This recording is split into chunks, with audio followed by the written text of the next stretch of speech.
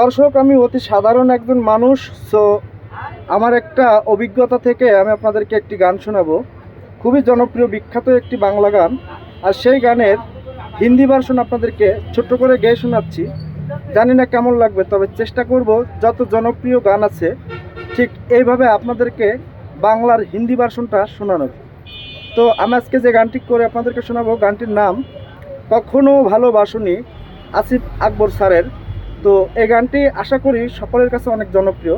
আমি চেষ্টা করছি হিন্দি ভার্সনটা আপনাদেরকে শোনানোর। কভি প্যার কিয়া হি नहीं, सिर्फ तूने किया अभिनय। तो कभी प्यार किया ही नहीं,